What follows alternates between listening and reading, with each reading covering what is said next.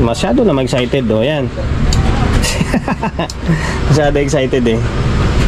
Ayan, naka normal mode siya. Naka normal mode. May nakakabit na speaker, dalawa. May input. So, play natin yung laptop natin. Okay, naka-play na. Working, gumagana. Gumagana. Channel 2. Dito wala. Walang audio. Mukhang may problema yung control. Gagawa ulit tayo ng Ace na LX20. Okay? May mga nagko-comment na hanggang Ace LX20 lang ako. LX20 lang yung kaya ko. Okay, ito LX20 na naman. Hindi nyo ba alam na may pera sa may Ace na LX20 kapag technician ka? Diba? Okay, shoutout muna sa may-ari nito. Hindi ko alam kung taga saan may-ari nito eh. Sa dami na nagpapadala rito, kalimutan ko na. Ace na LX20 Lalamove yata to eh. Alam ko ba Lalamove.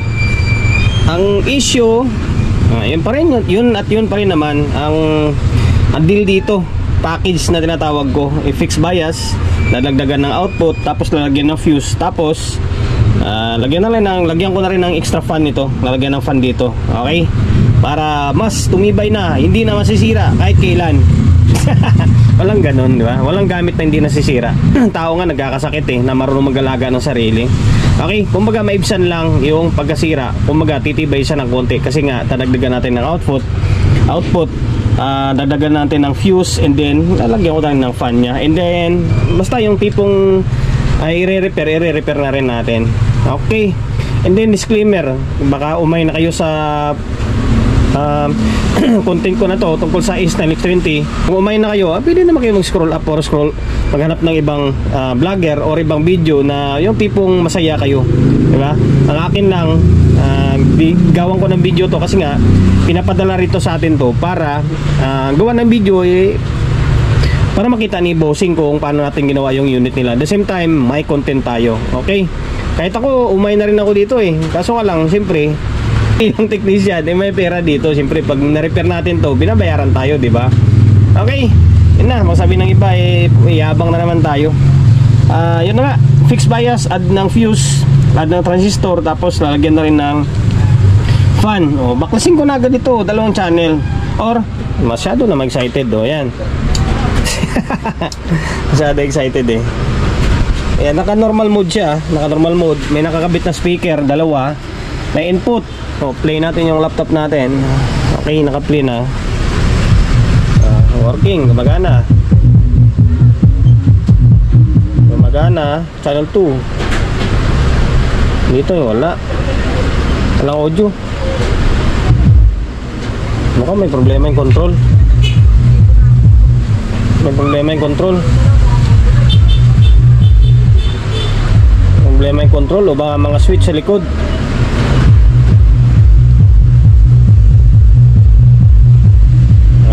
Okay, basta gawin na natin. Tingnan natin kung sa control talaga yung sira niyan or doon lang sa may switch. Kasi minsan kasi mga switch doon naglo-lose contact siya. WD-40 lang or WD-40 contact cleaner lang, tapos may kunting lang speed yan. Okay, baklasin ko yung dalawang channel. Binaklas ko na totally, dalawa. Ayan, dalawa. Para hindi na kayo maumay. Pero sa mga baguhan lang, siyempre, di ba? Para makapagbigay idea tayo. Ito na, binaklas ko na yung dalawang board sa may heatsink. Tapos, bago ko siya binaklas, naglagay na kagad ako ng output. Ayan. Para mamaya, hindi na tayo hindi na tayo magdadagdag. Kasi kapag magdagdag ka na wala sa heatsink, hindi mo ma-shoot yung butas niyan. Okay? Kaya ginawa natin, nagdagdag muna tayo, tsaka baklasin. Okay? Ngayon, dahil nga i-fix bias natin to, eto, tanggalin natin to. Sa totoo lang, ang dami na nakakalam nito. Marami na nagpapasalamat sa akin, mga nagko-comment sa akin sa may messenger na, boss, maraming salamat, nagawa ko yung ganitong unit.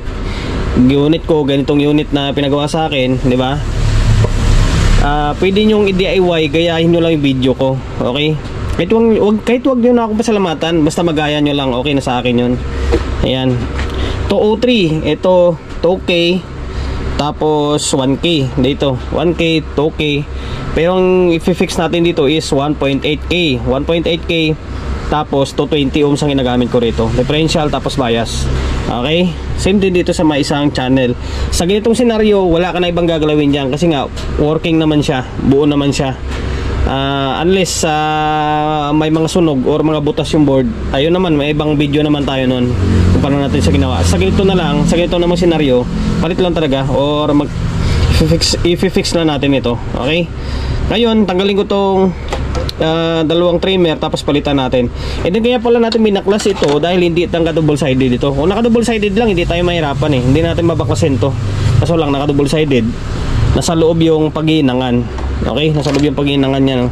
Tapos ang isa pa ay yung bloke. Huwag niyo kalimutan na kapag mag-add pala kayo ng output, mag-add din kayo ng bloke. Ayan, dito tag-isang pares. Okay, ngayon tanggalin ko na. Dinagdagan ko na ng bloke ito. Ito. Yung value ng bloke na yan is 0.25. Pwedeng 0.25, 0.33 hanggang 0.47 pwede yan. Yan, 5 watts na 0.25. Okay. Wala kasi tayong ganito. Discard lang, di ba? Patayo. Okay. Tapos ito 1.8. Hindi lang gaano ma-zoom in kasi naka GoPro tayo. 1.8K. Tapos 220 ohms. Same din dito. Ayan, 220 ohms, 1.8. Okay na yan. Ngayon, balik na natin ito sa mikuan. Kaso pala, balik na natin sa heatsink. Binalik ko na sa may heatsink. Problema nito, sana walang problema yung relay. Sirain pa naman relay nito. Okay. Ikuha natin to. Balik ko muna itong dalawang board. Ayan na, kompleto na siya. 1, 2, 3, 4, 5. 1, 2, 3, 4, 5. 1, 2, 3, 4, 5. Kompleto na yan. Tapos saka ako na siguro iti-testing. Nakadire-diretso yung gawa natin. Naglagay muna ako ng fuse dito. Maglalagay tayo ng fuse dito. Okay. Naglagay na rin ako ng fuse. Yan. Kung saan tayo naglalagay, dito, kabisado na ng iba to. Yan, dito lang tayo naglalagay. And then kung wala kayong ganitong klaseng fuse box katulad ditong sa akin, pwede naman kahit alambre na makapal lang. Patayo nyo lang tapos hihinang nyo lang yung fuse. Okay na, pwede na rin yun. Or basta yung tipong kahit anong diskarte, basta meron siyang fuse, okay yun. Ako kasi nagkataon na meron akong ganito eh, fuse box na to eh. Ayan, ito siya, dalawa. Tapos kung saan ko siya nilalagay, yan dito, putulin mo to dito sa gitna, yan magiging silbing fuse line nya. Tapos dito naman sa may kabila, ito rin siya. Yan, positive to dito, ito negative. Okay? Yan. Tapos, bago ka makapaglagay dyan, sa taas, kailangan iangat mo muna to. Itong diode. Diode dito eh. Kailangan angat mo to para makagawa ka ng, or makapaglagay ka ng fuse mo. Okay? Sabay putol din. O, putulin mo rin para magiging silbing fuse line nya. Ngayon, kapag nakakabit ka na yan, balik mo to. Ayan. Hindi ka makapaglagay kasi nga nakaharang itong diode. Siyempre, pagkatapos, balik mo to. Yan, sabay hinang. And then, okay na yan. Tapos, yung fuse na ginagamit ko rito is 15 ampere. Okay, 15 ampere. Ayan. Ngayon, balik natin yung board. Tapos, maaari siguro maglagay na tayo ng fan ulit. Okay, balik ko na yung power supply. Nabalik ko yung dalawang board. Patunugin muna natin bago lagyan ng fan. Kasi kapag nilagyan natin ng fan to, tapos hindi pa tumunog, mababaklas ulit tayo. Okay? Try muna natin ha. Hindi na ako magsusukat ng bias kasi working naman kanina yun eh. Nag-add lang naman tayo ng output eh. Hindi nag-fix bias lang naman tayo. Okay? Ayan. Channel 1. Tapos itong channel to, kanina papugak-pugak to eh. Meron na. Okay na oh. Okay, working yung dalawang channel. Ito na yung pagkakataon na pwede natin yung tornilyo na ito. Tornilyo natin, tapos sabay lagay ng fan. Okay, para matuwa si bossing. Naglagay na ako ng fan, ayun, extra fan. Ayan. Mga second hand lang ito kasi binili natin sa may Kalakal. Nagde-deliver dito sa ating Kalakal, mga second hand. Pero okay pa siya, working pa siya. 12 volts lang yan. 12 volts na, alam ko ito, 0.30 ampere ito. Ito, siguro mga 0.25 kasi mas malakas na konti ito eh. Okay, tapos kung saan tayo kumukuha ng supply, dito lang, parallel natin sa isa. Yan, supply ito ng isa, pinutol natin or nagdugtong lang tayo dyan. Positive, positive, tapos negative or ground, ground. Yan, parallel lang siya. Tapos yung isang side, ganun din. Punta siya dito. Yan, dito naman dugtong lang natin din sa isa, or parallel lang natin sa isa. Positive niya, positive, tapos ground. Okay? Tapos yung hangin, kung palabas yan, kailangan palabas din yung kung palabas itong sa likod, kailangan patulak ito. Yung hangin niya papunta doon. Same din dito, papunta rin siya doon. Okay? Ngayon, pwede na, testing na natin to. At yung hangin niya, baka mamaya paloob yan. Paloob yan magsalubong yung hangin. Okay, yan, gumagana siya. Gumagana. Okay. Kanina pa yung laptop natin gumagana dyan. Okay. Mas matibay ito na dihamak kaysa dati niya. Hindi natin pwedeng sabihin na hindi na masisira. Masisira talaga yan. Lahat ng bagay naman nasisira.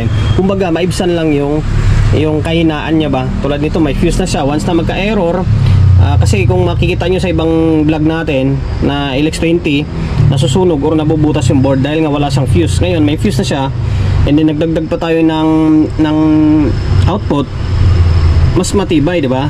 Tapos pinix bias pa natin kasi yung bias niyan is nasisira. Nagdagdag pa tayo ng fan, edi mas lalong mas matibay siya. Okay, hanggang dito na lang. Hindi na nga ako mag-outro. Kada vlog natin, wag na tayo mag-outro. Okay.